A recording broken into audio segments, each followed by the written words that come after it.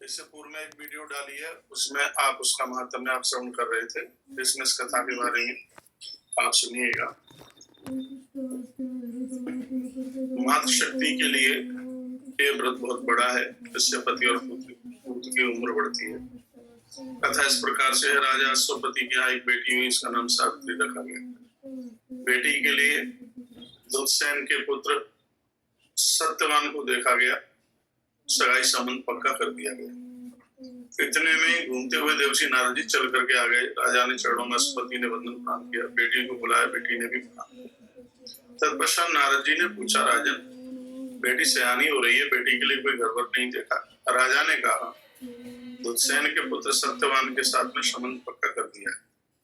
देवर्षि नारद जी बोले, उस राजकुमारी की तो उम्र ही ज्यादा नहीं है, और बोल दिया इतने वर्ष के बाद में उसकी मृत्यु हो जाएगी, इसलिए बेटी को समझा दो, संबंध दूसरी जगह हो जाए तो ज्यादा ठीक है।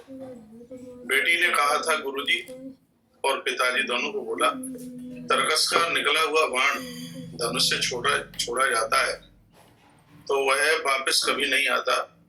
उसी प्रकार से धैर्यवान लोग के मुख से निकली ही बात उसको कोई मिथ्या नहीं किया जाता।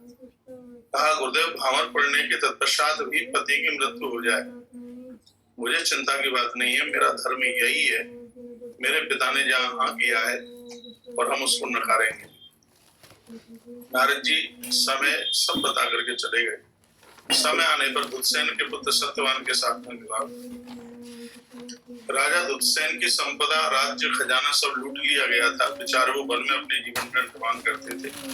बेटा सत्यवान लकड़ियां काटता, बिक्रा करता और उससे माता पिता की सेवा करता। अपनी पत्नी को लेकर के जंगल में ही पहुंचना हुआ, वृक्ष के नीचे ही सब कुछ व्यवस्था थी।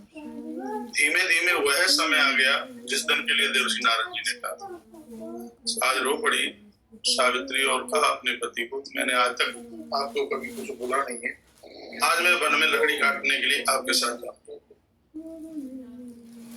सत्यवान ने कहा, माता पिता की अनुमति ले लीजिए, ऐसे मैं नहीं बोल सकता। अपने सास ससुर से अनुमति ली, चरणों में वंदन प्रणाम किया और कहा, मैंने आज तक कभी कुछ मांगा नहीं है। माता पिता को कहने लगी, सास ससुर को कहने लगी, बस आज्ञा दे दो, तुम्हारे बेटे के साथ में आज मैं लकड़ी काटने के लिए जाना चाहिए। बहुत ज्यादा रोए दुष्यसेन और आखिर में उन्होंने सावित्री और सत्यवान दोनों गए। पेड़ पर बैठ करके लकड़ी काट रहा था राजकुमार सत्यवान। इतने में वो टाइम पूरा हो गया। स्वयं धर्मराज उसके प्राणों को लेने के आए और वह मूर्छित हुआ, होने चले। सावित्री ने उसको देखा, देवता को पूछा, आप कौन है? कहा, मैं धर्मराज हूँ, तुम्हारे पति का समय पूरा हो गया है, मैं इसको लेने के लिए आया। सावित्री ने कहा, लेने के लिए तो तुम्हारे दूत आते थे, तुम्हारा आना कैसे हुआ? धर्मराज ने कहा, हे देवी, तुम बहुत तपस्वी हो, तुम्हारे सुहाग को ले जाने के लिए मेरे दूतों की क्षमता नहीं है, इसलिए मैं चल गया। सावित्री ने प्रणाम किया और कहा, ले जाइए, मैं मना नहीं करती। धर्मराज उसके प्राणों को लेकर के चले।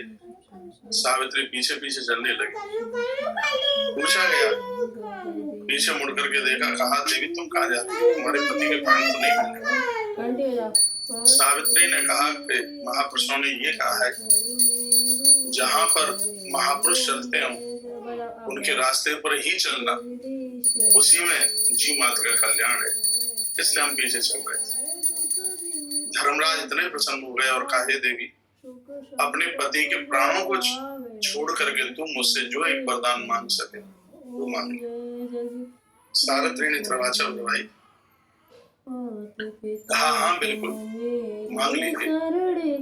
तब कहा कि हम आपसे वरदान मांगते हैं, हमारे सास ससुर की आंखें नहीं है, आंखें।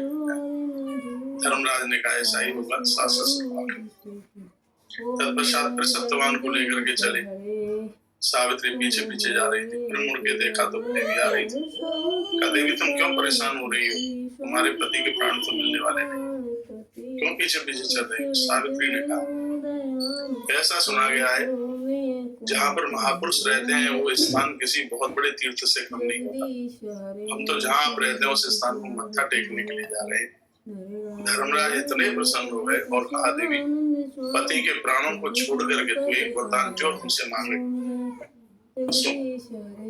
सावित्री ने दूसरे वरदान में मांगा, मेरे सास ससुर का जो राजपाट चला गया है वह द्वारा से मिल जाए।